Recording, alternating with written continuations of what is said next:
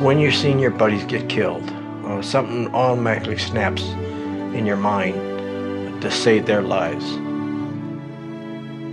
We find ourselves in a situation,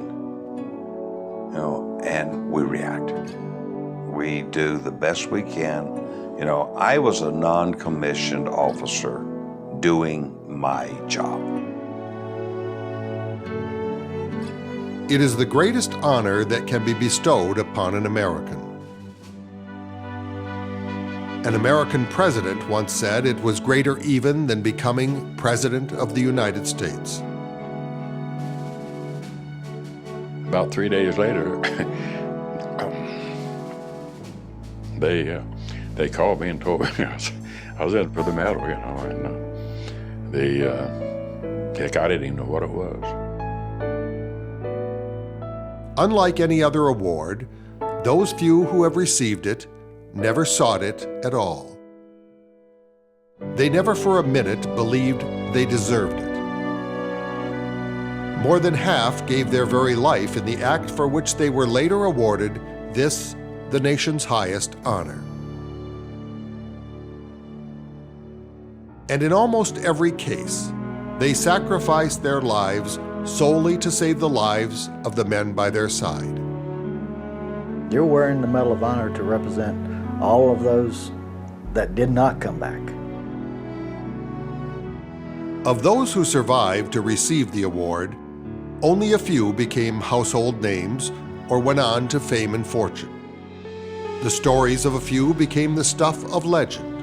The great locomotive chase, Chamberlain's charge at Gettysburg, Doolittle's raid over Tokyo. The lives of a few came to define the very meaning of hero in America. Audie Murphy, Alvin York, Eddie Rickenbacker. But some others, we know not even their names. The vast majority never made the history books. Most went quietly home to the towns and cities they loved across America. Still others lived out their remaining years in poverty and obscurity, all but forgotten by the nation for which they had sacrificed so much. Virtually all of them, though, lived humbly, the burden of such an honor almost more than they could bear. Of the over 40 million men and women who have served in our nation's armed forces, there stands above all a group of under 3,500 individuals, our nation's recipients of the Medal of Honor. Only about 100 remain alive today. This is their story.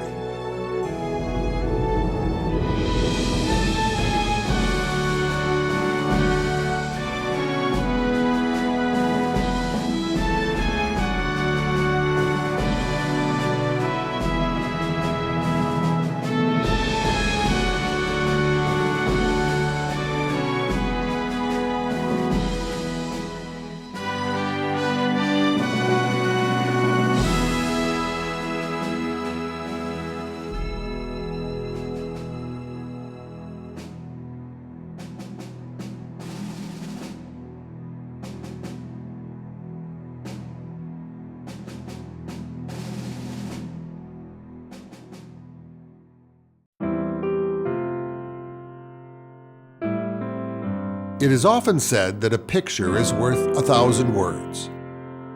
Even with all the technology and advancements of today, so often a single still image is somehow more powerful, more poignant, more profound.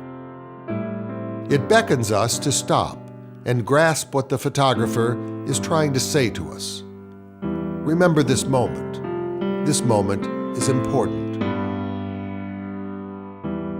Whether it be the captured moment of great triumph, or one of great tragedy, or an image of the very second the world was changed, that image is a portrait of time, meant to be studied, cherished, and preserved. Perhaps this is the best way to describe the honor the United States of America holds above all others, the Medal of Honor. It has been described as a flash of brilliance, a hole-in-one, a spark where everything American is perfectly presented, and when character and values burst forth unplanned and unrehearsed. As one historian has noted, for all its destructiveness, war often brings out the best in people. It creates a vocabulary of heroism so that, you know, in a way, the thing that's amazing about these stories is that they're all, you know, stories of bloodshed, of violence, of killing, but at some other level, they're moral tales. And what they teach is persistence, sacrifice, summoning courage in the face of insuperable odds. I guess it was Aristotle who said, you know, courage is the chief of all virtues. And so this courage that these guys have exhibited is something that challenges everybody. And that's why I think why this is such a prestigious medal, is because it challenges every human being, whether they're in uniform or not, to live up to that kind of ideal of doing the right thing, you know, when you're called upon to do it.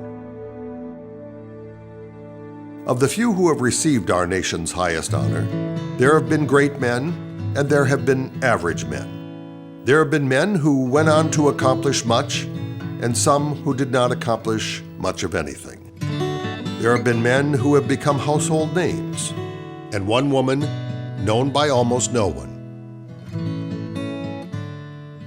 Each exemplified, if only for a moment, what the highest ideals of being an American really are: courage, selflessness, and action.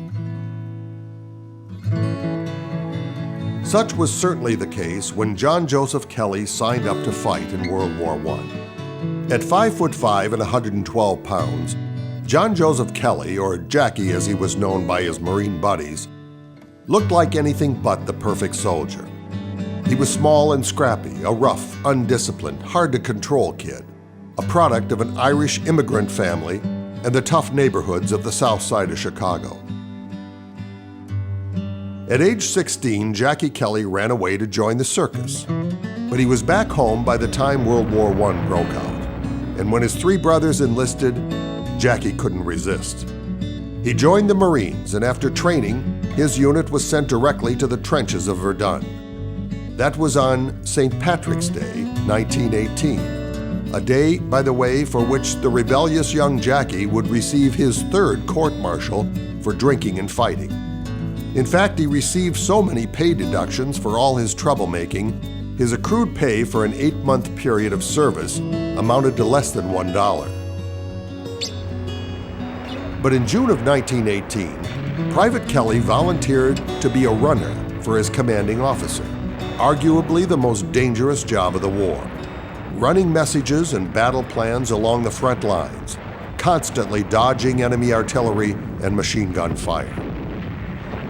In battle after battle in the ensuing months across northern France, Private Kelly charged into the face of withering enemy fire, saving the lives of his comrades, leading attacks when officers were wounded, charging selflessly into enemy strongholds, and capturing enemy soldiers.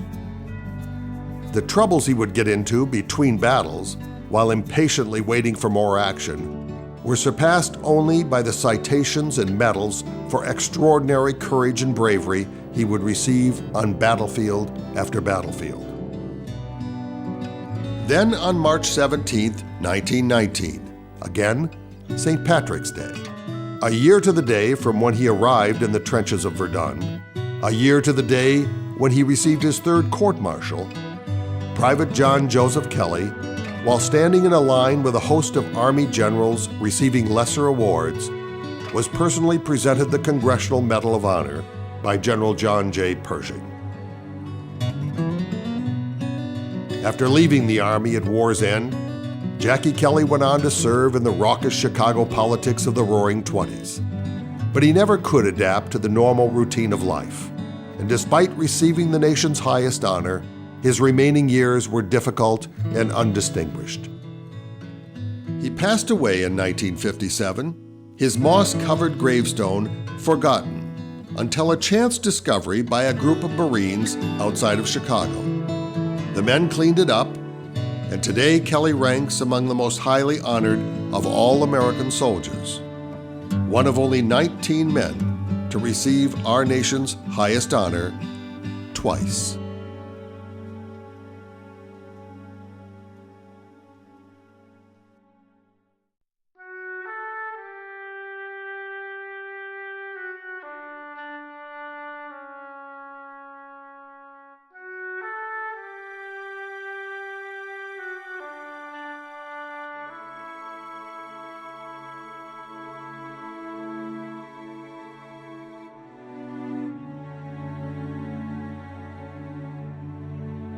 Harry Truman once remarked, "I would rather have that medal than be President of the United States."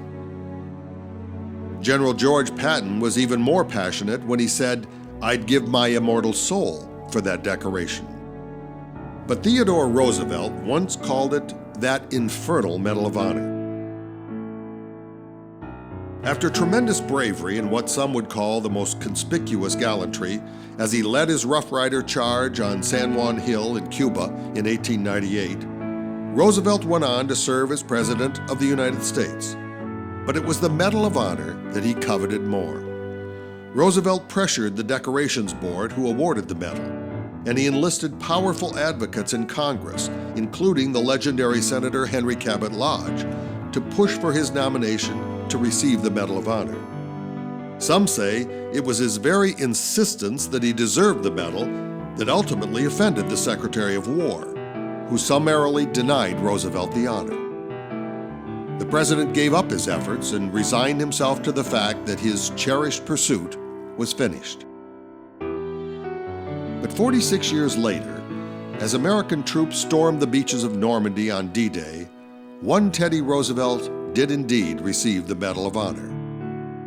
Theodore Roosevelt, Jr. The president who was himself denied never lived to see America's highest honor bestowed on his own son. As President Franklin Roosevelt said that day of Teddy Roosevelt, Jr., his father would have been the proudest. Theodore Roosevelt, Sr., statesman, soldier, and president, was in fact awarded the Medal of Honor himself, 82 years after his death by President Clinton. At its core, the Medal of Honor is a representation of what we value most as Americans. So highly venerated is the medal that officers will stand when an enlisted medal recipient enters the room. The first Medals of Honor were bestowed on soldiers in 1863 during the Civil War. Initially conceived as an idea to gain additional recruits in the Navy, the medal was expanded to include other branches of service as well. By the turn of the century, though, many began to realize the need for an honor that stood above all others, something special, significant, almost sacred, that would recognize the best of the American character as displayed in the worst of modern events. In 1916, an Army Review Board rescinded 911 of the medals that had been awarded for deeds less than the new definitions they had developed, definitions which stand today as the most restrictive terms of any honor bestowed by the military. In the 1860s, when this was originated, it said ordinary Americans. It's really interesting. Ordinary Americans from ordinary backgrounds who, under extraordinary circumstances and at great risk to their own lives, performed an incredible act or series of acts, conspicuous valor that clearly sets them apart from their comrades. Then later on, Congress refined this. And today the criteria are along these lines. The act performed must have been one of personal bravery or self-sacrifice, so conspicuous as to clearly distinguish the individual above his comrades. It must involve risk of life. It must also be so outstanding that it clearly represents gallantry beyond the call of duty.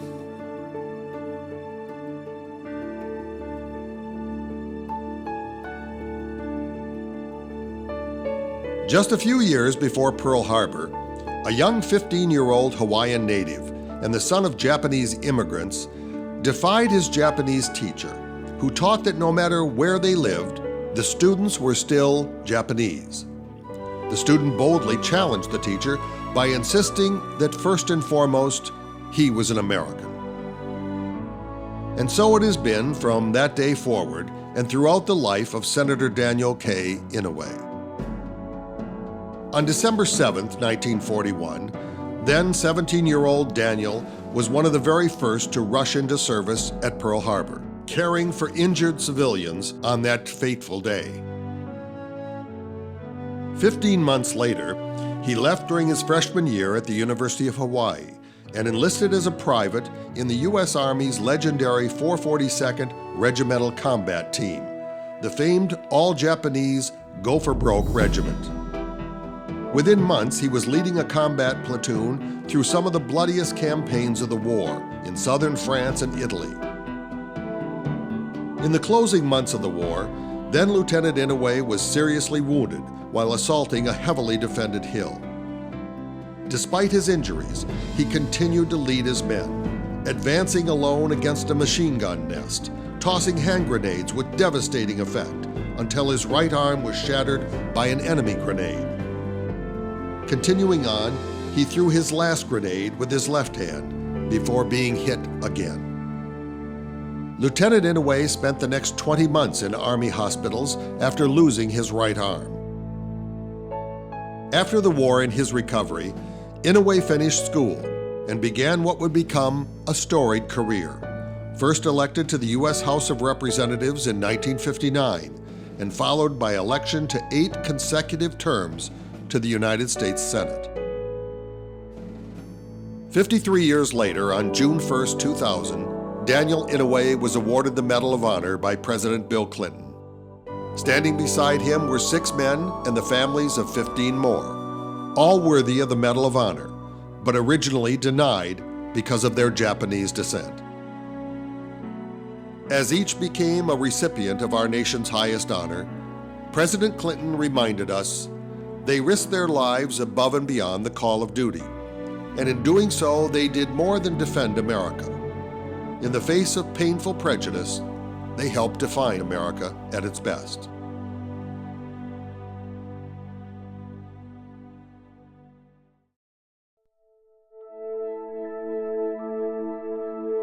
I was going to graduate from high school, maybe, and I was going to be a laborer of some kind, probably a farmer.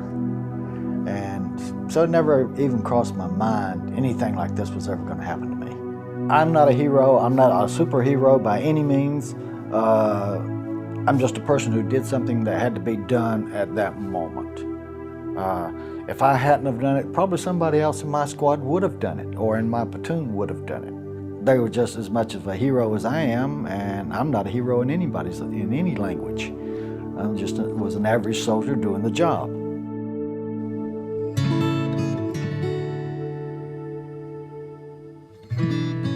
Only a handful of Medal of Honor recipients ever became famous. Admiral Richard Byrd and Floyd Bennett received peacetime Medals of Honor for being the first to fly over the North Pole in 1927. Charles Lindbergh was honored with the medal by President Coolidge for his nonstop flight between New York and Paris. General Douglas MacArthur was honored for his service in World War II. 79 years earlier, General MacArthur's father, Lieutenant Arthur MacArthur, earned the Medal of Honor for his service during the Civil War at Missionary Ridge, Tennessee. And of course, men like Audie Murphy, Pappy Boyington, and Jimmy Doolittle have defined what it means to be a hero for generations. But the vast majority of recipients quietly returned home, their names known but to a few friends and families. These guys came home, and their heroism really lay ahead of them, in a sense, because what they did that was truly heroic was become citizens, become legislators, businessmen, fathers, husbands, pick up their lives, and, with a kind of understated heroism that they had exhibited in battle, build a society, build you know, America into the greatest country in the world. I blend in at home. I live in a little town of St. Pete Beach, Florida. And I doubt if there's 4 or 5 people in the entire town that I've lived there for 20 years that knows that I'm a Medal of Honor recipient. And I like it that way because I can blend in and be myself.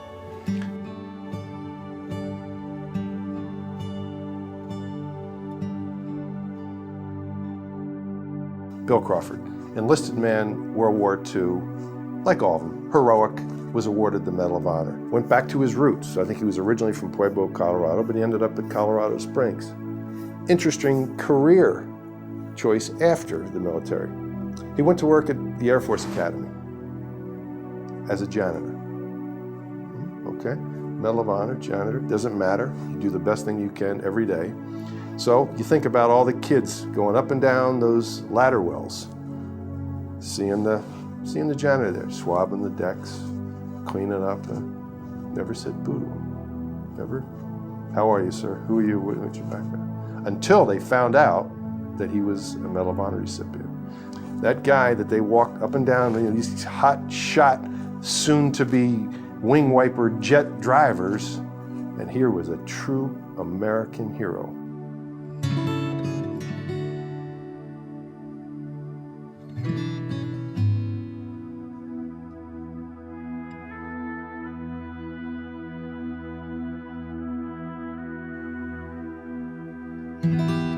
Rocky Versace was a remarkable young man right from the start.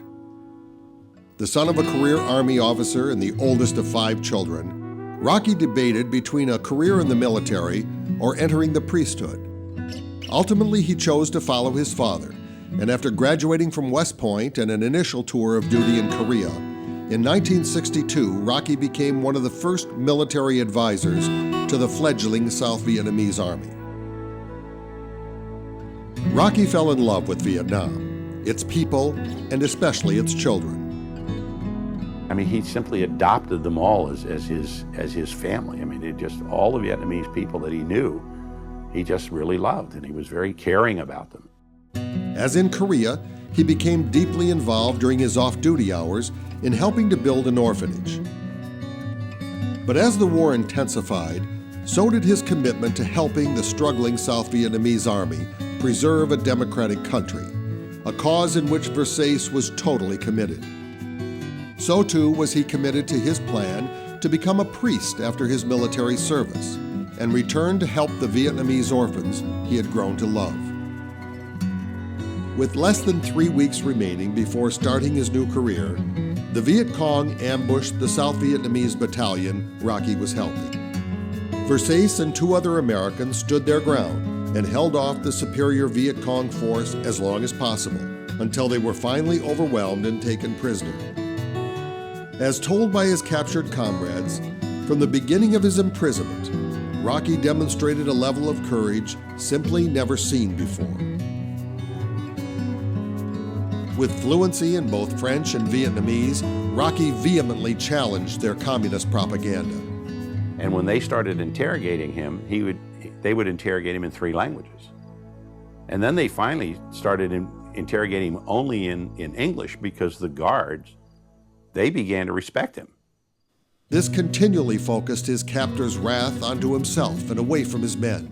It led to month after month of unrelenting beatings and unspeakable torture. 4 times he tried to escape, only to result in more months of torture. He was segregated from the rest of the prisoners, because he was too dominant a force and they couldn't break him, so they didn't want him influencing the other prisoners. They would have never survived if it hadn't been for Rock, because they'd have all taken the same kind of treatment that he did. With the beatings and deprivation having finally reduced his body weight in half, emaciated and with bones protruding, Versace was paraded through villages on a leash to prove the vulnerability of the Americans. They used to drag him through villages. They'd have a rope around his neck and drag him through villages, and he was jaundiced, and of course they weren't feeding him. And all the villagers would report, when they were reported to the military intelligence, was this man that was being dragged around had this wonderful smile on his face. and would say such nice things to them as he was being dragged through these villages. It was just rock. It's just the way he was. But as his men reported, he never gave in. His stubborn defiance never faltered. Then, on September 26, 1965, the Viet Cong came for Rocky Versace. And as they led him off to the swamps for execution, Rocky, courageous and faithful to the very end, was heard by all singing "God Bless America" at the top of his lungs.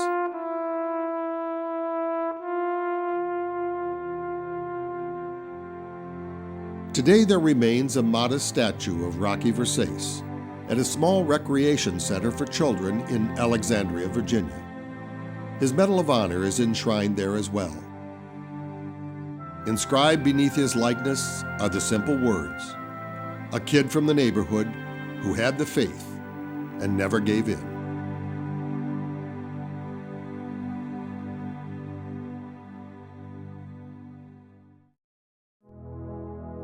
I don't know, heroes, who are the heroes? Heroes are the ones that are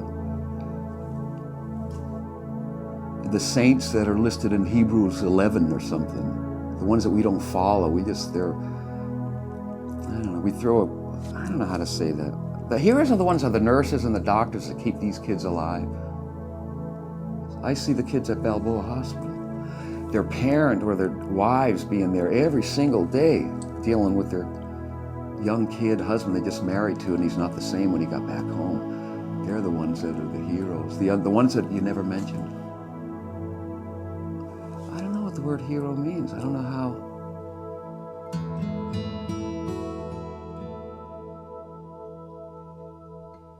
It has been said that real heroes don't seek recognition.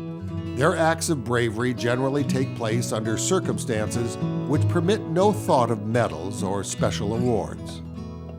So why did they do it?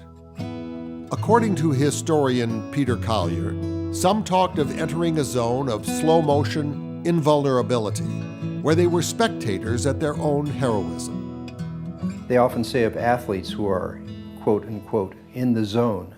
These guys were in the zone at some point. I mean, they will be the first to tell you that this was almost an out-of-body experience for them. This is not what they are. This is something that they became for a brief instant because that instant demanded it of them.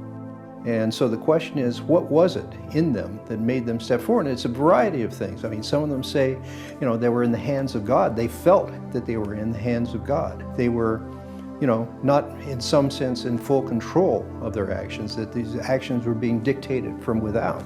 Some of them felt that they were just angry because they had lost a comrade or something, and they said, "The hell with this. You know, I'm not going to let this stand."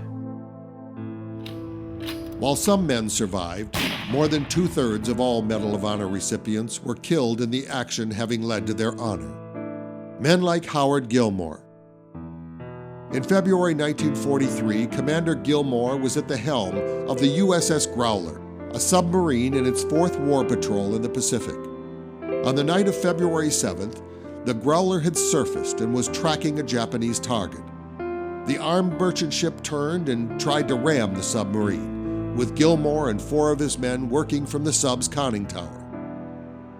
It was reported that the Japanese were shooting pieces off the submarine. Gilmore reacted quickly. He saw to it that the other wounded men were handed below, and realizing that he could never make it to the hatch in time to save the submarine, he gave the order to his men to take it down, while he remained on deck. Gilmore was lost alone at sea to save 69 men under his charge.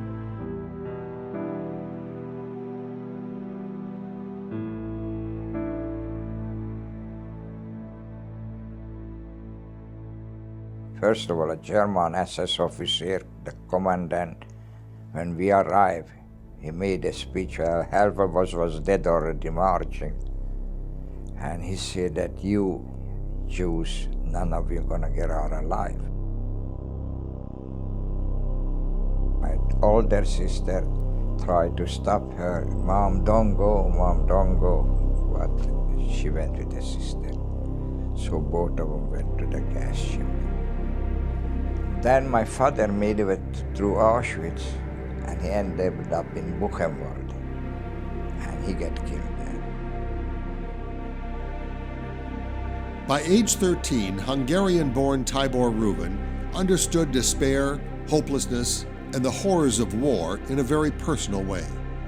In 1942, he and his family were rounded up by the Nazis and taken to concentration camps, where his mother, father, and sister were all executed. But for 14 months, young Tibor survived all the odds. After being liberated in 1945 from the Mauthausen camp in Austria, he made a solemn promise to himself that if he ever made it to America, he would show his undying appreciation to this great land by enlisting in the very army that liberated him. I promised myself, if the Lord help me go United States, I gonna become a G.I. Joe. Soon after the war, Tibor made good on his pledge, and even though he was not a U.S. citizen, he joined the American Army. When the Korean War broke out, Corporal Rubin's regiment was mobilized, but because he wasn't an American citizen, Rubin was left behind. He said, we're gonna send you Japan or Germany.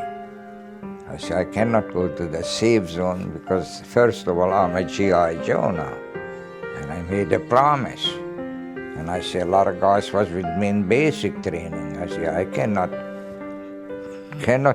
go any safe zone because it wouldn't be right. In Korea, the conditions were brutal, the fighting intense, and the bitter cold unrelenting. Near the end of October 1950, Rubin and his men were overwhelmed by thousands of Chinese troops. Their firepower had dwindled down to one exposed machine gun. Corporal Rubin stepped in. For hours, this lone rifleman would defend against a massive number of North Korean forces. He fought alone until his ammunition was gone, and badly wounded, he was captured and sent to a POW camp. Rubin and his men spent the next 30 months as prisoners of war. But having lived through the unspeakable horrors of the Nazi concentration camps, Rubin knew ways to survive. He made soup from grass, medicine from weeds. He stole vegetables from his captors and nursed countless dying men back to life. You know, I come from a Jewish family, we were a religious family, and my mother was very religious, and he always told us, we all brothers and sisters, there is only one God, you call him whatever you want to, but you have to help your brothers and sisters. And that's a big mitzvah, my mother used to say. Mitzvah means you do a good deed. She said, better than you go pray every day at the temple because you're helping someone. And that's what I did. His refusal to give up and the hope that sprang eternal within him gave the courage to his men to fight on. One of his fellow soldiers remarked, Tibor was one of the best ever to wear our nation's uniform.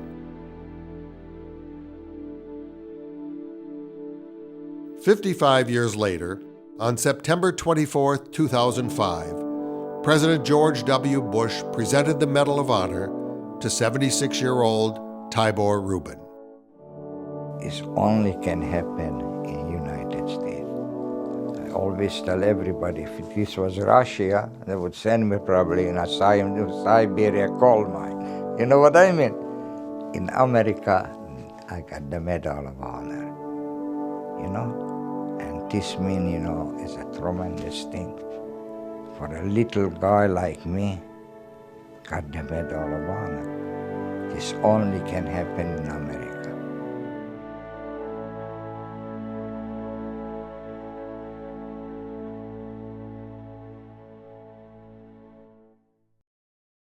A few days later, my citations started moving around through 8th Army, and some general called up and wanted to know, what they'd done to me to keep me alive, And my colonel told him I was still up on the line, wouldn't come off. And so the general ordered me off. And so I told my colonel, I said, would you please tell that general that I ain't coming off the damn line until my regiment does. And if he's worried about the medal, he can have the medal, because I don't need it. I'm going to stay here. So I never left the line until the end of April when my regiment left. It has been said that ours is the first generation of Americans who doesn't have heroes. Role models maybe, but the idea of American heroes to many sounds dated, something of a bygone era that no longer applies to this fast-paced modern world.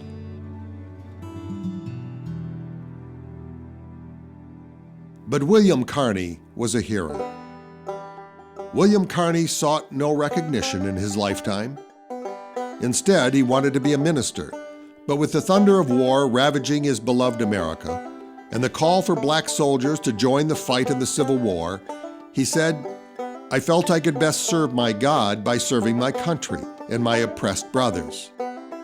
William Carney went on to serve as part of the USCT, the United States Colored Troops, as they were called then, a group of individuals fighting not just for the idea of freedom, but for real freedom in the wake of slavery and oppression. On July 18, 1863, Carney's USCT Company C of the 54th Massachusetts Infantry was engaged in a brutal assault on Fort Wagner, South Carolina. As the men advanced, a Confederate bullet struck the flag bearer of the 54th Infantry.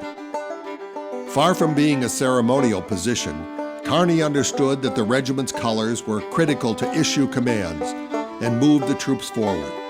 He threw down his weapon and seized the flag, racing to the front of the advancing troops. By the battle's end, Carney had been struck 5 times, in the head, chest, legs, and one arm. As Carney slowly made his way to the rear, colors in hand, he staggered amongst his men. Collapsing from wounds, he proudly announced, "Boys, the old flag never touched the ground." William Carney would become the first African American to receive the Medal of Honor. The recipients of our nation's highest honor represent a cross-section of American culture. Many would have led quiet, unremarkable lives, but for the forces of history which thrust them into a conflict they never saw coming. These Medal of Honor moments, when an ordinary man displays extraordinary courage, prove that any of us are able to attain the best of the American character, even those who never raised a weapon. If there is a pecking order, and I'm not sure they would want me to talk about this, but if there were a pecking order, I think that the number one group that they admire, medics.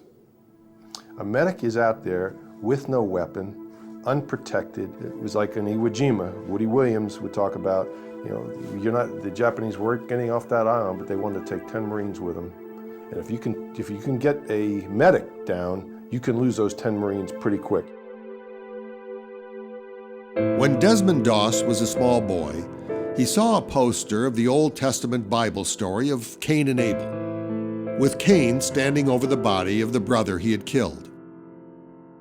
From that moment on, young Desmond determined that he would never, under any circumstances, take the life of another human being. As he grew, he became devoutly committed to his faith, to the power of prayer, to the Bible as a source of strength. In 1942, with America entering World War II, Desmond Doss was determined to serve his country. Although declared a conscientious objector, he refused to take a deferment and joined the Army to serve as a medic. From the first day of training, the men of Doss's unit knew he was different. Kneeling at his bunk in prayer, always reading the Bible, Desmond drew increasing taunts and harassment from his fellow soldiers. With the war at hand and with a new recruit that wouldn't carry a gun, eat meat, or work on the Sabbath, Doss's commanding officer tried unsuccessfully to declare him unstable and unsuitable for military service. But Doss was dedicated to serving, and while refusing to take another life or even to carry a gun, he was fast becoming an outstanding soldier, passionately dedicated to providing medical aid to all in need. Initially deployed to Guam, then to the vicious battles at Leyte, His fellow soldiers were astonished as time after time Doss would selflessly charge into open areas, alive with machine gun fire and sniper fire, to rescue a wounded man. Then came the historic Battle of Okinawa in April 1945. The Japanese were dug in all over the island, and Doss's 77th Division had to scale a 400-foot cliff, honeycombed with caves, tunnels, and enemy gun emplacements. When the order came to attack, Doss told his lieutenant the men should pray before the assault, that prayer was the best lifesaver of all. And with Doss having proved his courage over and over, his men were more than receptive to doing just that. They struggled up the sheer face of the escarpment only to be pinned down by withering enemy fire. They were immediately forced to engage the enemy in a fierce battle, and by day's end, Doss's company was victorious, without a single man killed and only one minor injury. It was, in fact, miraculous. Even at Army headquarters back in the States, everyone asked how Company B of the 77th had pulled it off. Finally, with no other rational explanation, the official U.S. Army report stated simply that, quote, Doss prayed. On May 5th, however, the tide turned against the Americans. Enemy soldiers swarmed out of their caves and charged in every direction. Immediately, 75 men were wounded, and Company B had to fall back to the base of the escarpment. The only soldiers to remain at the top of the cliff were the wounded, the Japanese, and Corporal Desmond Doss. For 5 continuous hours, after affixing a rope to a tree, one by one, he lowered each and every wounded soldier from his company down to safety. The Army estimated that the conscientious objector, who had been tormented and harassed, and who had been nearly discharged as unfit, single-handedly saved the lives of over 75 of his men. As one writer said, he had fought a good fight, his own way, without ever compromising his strong beliefs. On October 12, 1945, Corporal Desmond Doss was invited to the White House, where around his neck the President placed the Medal of Honor.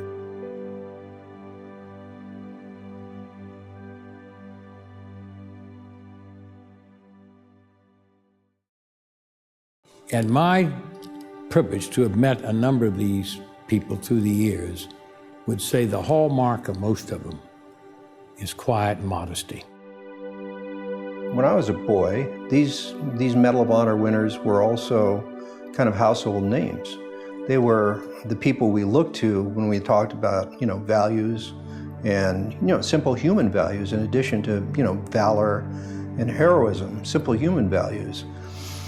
I think that we've gone through a patch in our society where, we found as a result of the Vietnam War and the anti-Americanism that was the residue of the protest against it, we've devalued our military heroes. And so as a consequence, a lot of the Medal of Honor winners today are in the shadows of our society. And it would be to our society's benefit to see them come out of the shadows.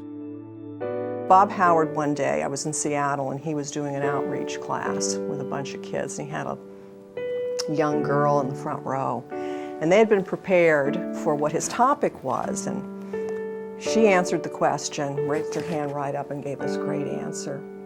And they have challenge coins, some of them, most of them, that they keep with them. And he pulled out one of his challenge coins, and embedded in it will have his conflict, his name. They're beautiful and, collectible, and they bring them, some of them, to these educational outreaches. And he took the coin and he flipped it to the young lady. And he looked at her and he pointed his finger at her and he said, "You will do something with your life that will make me proud of you." And she said, "I will." And he said, "You have no choice. You will do something with your life and you will do the right thing. You will not disappoint me. I know you won't." And I thought, I think you just changed a person's life right there. Yes, it took great courage for Sammy Davis with a broken back to grab 3 of his buddies and pull him to safety. It took enormous courage and strength for Mike Thornton, being shot, swimming with 2 people, him being shot for 3 hours. But the crux, the kernel, the thing that I think America sees in these men and in their stories is selflessness. In a world today where it's celebrity and it's spotlight and you're famous for being famous, here are these people who save, people have families today, if you think about it, because these men saved them. A New York Times writer once grappled with the question of whether there are more medal recipients in the making even today. In future wars, he said, fewer men will be engaged. They will be more heavily armed. They will strike from a distance. But there will be a need for a sudden flare of valor, the instinctive assertion of leadership in danger. He said, the voice of the hero will again be heard calling to his men. The Medal of Honor is an attempt to identify, celebrate, and preserve those elements of the American character that we believe shine above all others. It is a snapshot of what it looks like to be a perfect American, if only for one instant. It seems fitting in these United States of America, a land without royalty, where the people reign supreme, and the everyday man and woman is of singular importance, that the actions and people we choose to honor above all others look like us, talk like us, think like us, and are, in every sense of the word, the same as us. A more fitting testimony could not be found to the faith and courage of our people and the sacrifice that has made ours a great nation than our nation's most sacred award, the Medal of Honor.